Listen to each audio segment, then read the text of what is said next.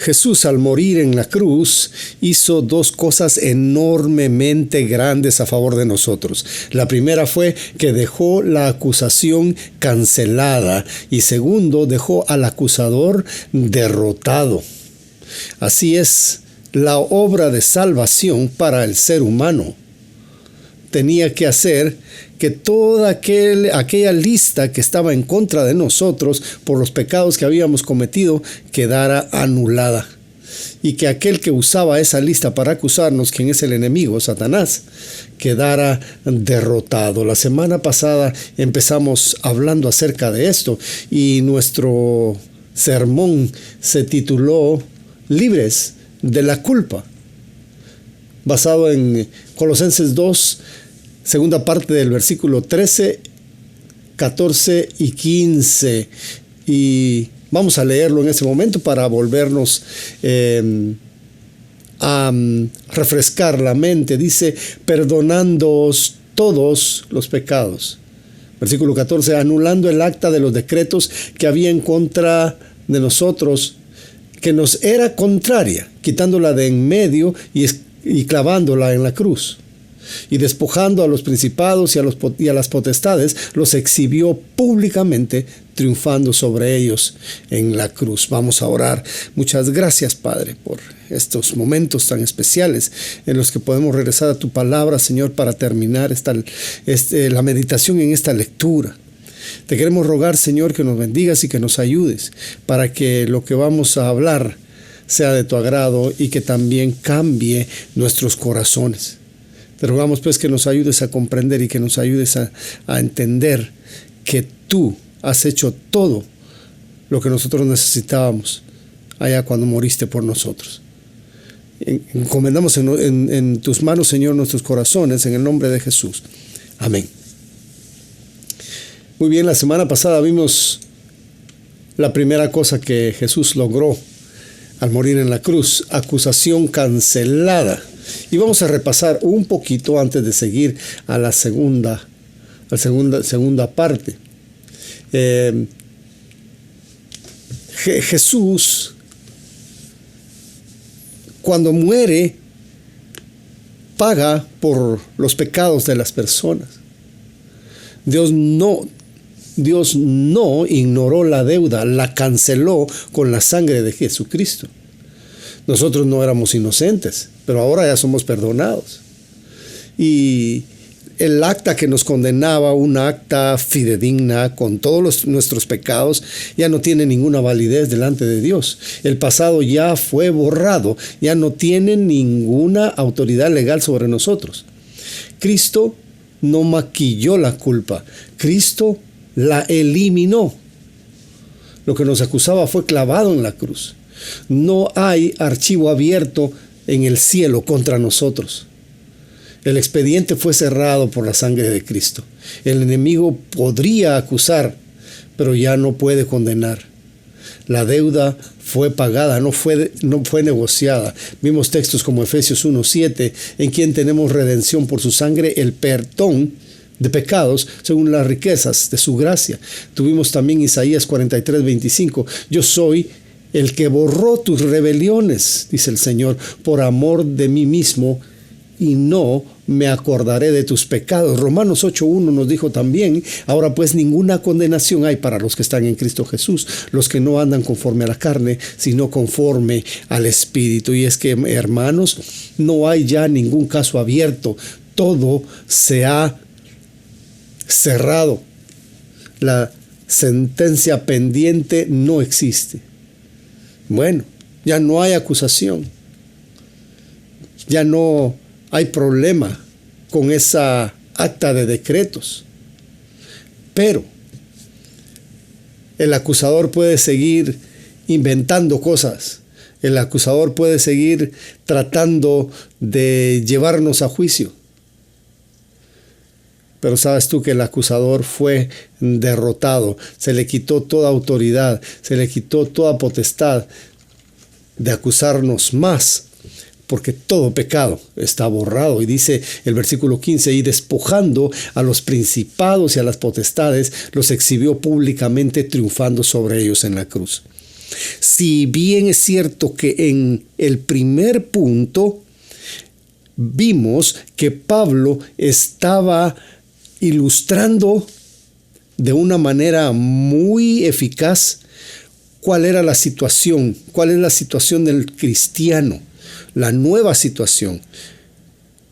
Pablo está utilizando términos legales, situaciones legales para comparar nuestro perdón, nuestra disculpa delante de Dios que la logró Jesucristo. Ahora Pablo en el punto número 2 va a utilizar la figura de un militar que regresa de la guerra haciendo una exhibición pública de sus enemigos, enemigos a quienes acaba de derrotar. En la antigüedad, cuando algún general del ejército salía a conquistar territorio, a vencer otras naciones, y llegaban, peleaban la batalla y si ganaban, entonces se iban a traer los tesoros y traían cautivos a los reyes y a los más importantes de las otras naciones, y en un desfile triunfalista exhibían a estos prisioneros. Por eso el versículo 15 nos está hablando de esta figura que era muy popular en los tiempos de Pablo, despojando a los principados. Jesús despojó, les ganó, les quitó todo lo que ellos tenían. ¿Y qué era lo que ellos tenían? Era esa capacidad de llegar a acusar. Jesús quitó de sus manos toda potestad que ellos tenían para acusar. ¿Quiénes? Los demonios, los servidores del diablo y el diablo mismo. Y dice que los exhibió públicamente, o sea, los derrotó. Se los trajo amarrados, los exhibió ahí. Los avergonzó, les puso el pie sobre su cabeza y dice, los exhibió públicamente, triunfando sobre ellos en la cruz. Jesús no peleó una batalla militar común y corriente. Él peleó contra la muerte ganándole y ganándole también a todas esas huestes celestiales de oscuridad. Y al ganarles, cuando Él muere y cuando Él resucita, exhibe y Él los pasea para que sufran vergüenza delante de todo el pueblo. Fíjense ustedes qué fue lo que Cristo Jesús hizo por nosotros. El líder, ¿sí? El caudillo de nuestra salvación. Él es el que llega, gana la batalla y regresa exhibiendo a sus enemigos amarrados, atados de manos y pies, totalmente derrotados. Hermano, Dios no solo canceló la deuda, Él desarmó al enemigo. Se lo trajo avergonzado de rodillas, con la cara en el suelo, triunfando sobre ellos, exponiéndolos como derrotados. Jesús no solamente quitó el acta de los decretos que estaba contra nosotros, que decía toda la verdad acerca de nuestros pecados. Él quitó el poder del que acusaba. Ya nada ni nadie tiene el derecho ni la autoridad de llegar delante de Dios y acusar a los escogidos. Él no solo nos justificó, también nos defendió. Él quita todo el peligro, Él quita toda amenaza de enfrente de nosotros, derrotando al enemigo. La cruz no solamente fue un tribunal, fue un campo de batalla. Cuando Jesús gana, todos los que pudieran estarnos acusando quedan derrotados y vencidos. Si ellos vuelven a hacer un poco de ruido, va a ser solamente eso, ruido. Quizá te están diciendo a tu mente esas palabras ruidosas que tú todavía no eres perdonado, que tú todavía tienes que hacer algo más para ganar tu salvación, que tú todavía tienes que estar triste delante de Dios, que todavía te tienes que sentir condenado. Palabras feas que te dicen que tú no eres hijo de Dios. Palabras que te dicen, mira, ya pecaste otra vez, mejor sigue pecando todo lo que tú quieras porque nunca vas a dejar de pecar. Te están desanimando, te están provocando a fallarle a Dios más frecuentemente, a tirar la toalla, a abandonar la lucha. Déjame decirte hoy que esas huestes de demonios tan espantosos, tan crueles, tan malos, tan depravados, están derrotados y no tienen ninguna autoridad sobre ti, porque tú ya no les perteneces, porque tú ya no estás en el mundo, ahora estás en Cristo. Por esa razón tú debes regocijarte, tú debes alegrarte en gran manera, porque le perteneces a Dios. Nada serviría un acta siendo cancelada si el enemigo todavía tuviera autoridad, pero en la cruz Cristo hizo ambas cosas, canceló la deuda y derrotó al acusador. Hebreos 2:14 dice, así que por cuanto los hijos participaron de carne y sangre, él también participó de lo mismo, para destruir por medio de la muerte al que tenía el imperio de la muerte, esto es, al diablo. ¿Se dan cuenta cómo Hebreos 2:14 menciona cómo Jesús destruyó por medio de la muerte al que tenía, ya no lo tiene, el imperio de la muerte? Ese es el diablo. El diablo está derrotado. El diablo es un fracasado. ¿Por qué a veces le tenemos miedo? ¿Por qué a veces creemos que el diablo puede llegar a hacernos daño? Que el diablo va a tomar represalias y va a lograr quitarnos lo que el Señor nos regaló, que es su gran salvación. El diablo podrá ladrar, el diablo podrá brincar, decir 1000 mentiras, amenazarte, entristecerte, desmotivarte, pero nunca podrá arrebatar el regalo de la salvación que Cristo depositó dentro de ti. El Señor Jesús dice, ustedes están en mi mano y nadie los podrá arrebatar de mi mano. 1 Juan 3:8. Para esto, fíjense, apareció el Hijo de Dios. ¿Para qué? Para deshacer las obras del diablo. Y las deshizo en la cruz. Y lo derrotó. Miren, lo que el diablo sabe hacer es maldad. Lo que el diablo sabe hacer es traición, mentira, engaño, desánimo, provocación a cometer errores delante de Dios. Pero ¿sabe qué? Las obras del diablo las quedan deshechas cuando Cristo llega y cuando Cristo salva un alma. Y lo hizo desde el momento en que Él murió y resucitó por todos sus escogidos. Romanos 16:20 nos dice, y el Dios de paz aplastará en breve a Satanás bajo sus pies. Esta es una promesa futura. Si bien es cierto, Jesús ya triunfó sobre el diablo en la cruz, pero falta todavía aplastarlo, hacerlo papilla. Porque ahí está ladrando desde la jaula, está encerrado, está gritando mentiras, amenazas, está gritando manipulaciones, desánimo. Pero va a llegar el día en que realmente va a ser aplastado y ya no va a tener nada que hacer. Por cierto, ahorita no puede hacer nada efectivo en contra de nosotros, solo desanimarnos, solo amenazarnos. Pero en aquel día el Señor lo va a aplastar totalmente y ya ni siquiera amenazas, ni siquiera culpa barata, ni siquiera reproches, ni siquiera acusaciones, nada. Así es, la obra de Cristo en la cruz es poderosa y es suficiente para hacer todo lo que era necesario hacer. La obra del Señor Jesús allá en su muerte está completa, no le hace falta nada. Que nadie venga a decirnos, tú todavía tienes que hacer esto para ser salvo. Tú todavía tienes que cumplir con la ley. Tú todavía tienes que cumplir con las tradiciones. Tú todavía tienes que pertenecer a esta organización. Tú tienes que hacer penitencia. Tú tienes que hacer méritos.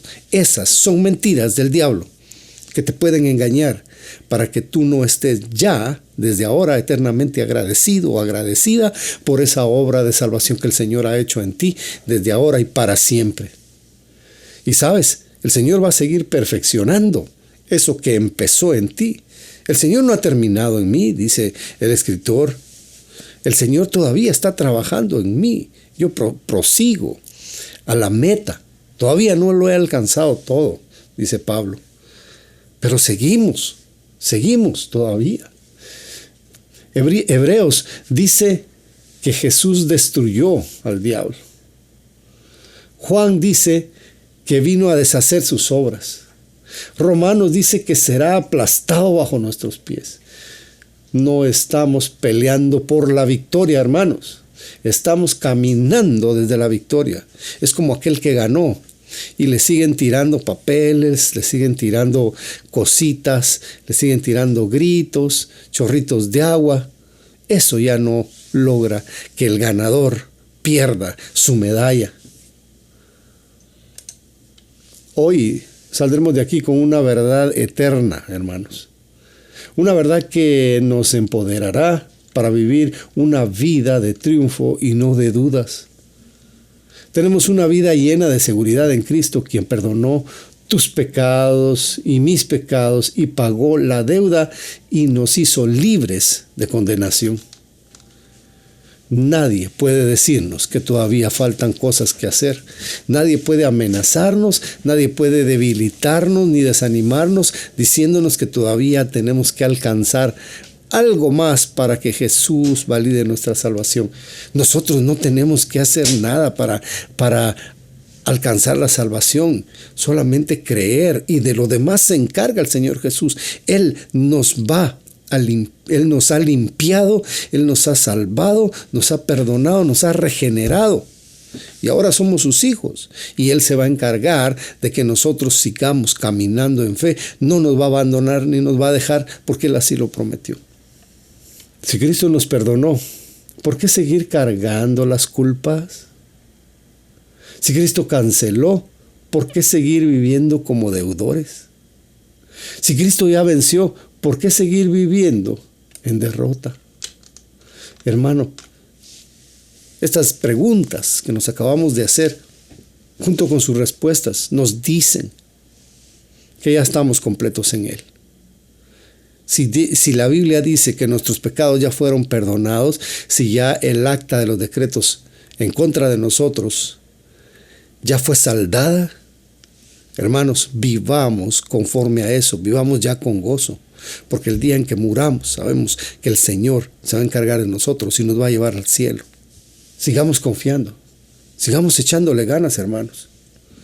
Para los hermanos en Colosas estaba el peligro de ser engañados, porque algunos andaban diciendo que era necesario hacer ciertas cosas más para asegurar la salvación. Y Dios no nos habla de esa manera. Dios nos dice que nosotros somos salvos y que estamos en Él. Y no nos dice que nosotros vayamos a perder nada de lo que Él nos ha regalado. Si la vida eterna se perdiera, no fuera vida eterna. Así que meditémoslo, sigamos adelante, echémosle todas las ganas que podamos, porque Dios así quiere. Luchemos en nuestra santificación, luchemos en nuestra realización como seres humanos, como cristianos. Tratar de vivir vidas descansadas en Él, no esperando que algo más se dé para poder ganar los méritos, sino volcarnos hacia la gratitud, viviendo ya en victoria, una victoria que Cristo pagó y que nos la ha dado a nosotros para que podamos disfrutar una vida cristiana plena. Así que vamos a orar. Bendito sea tu nombre, Señor. Te agradecemos por todo lo que has hecho por nosotros.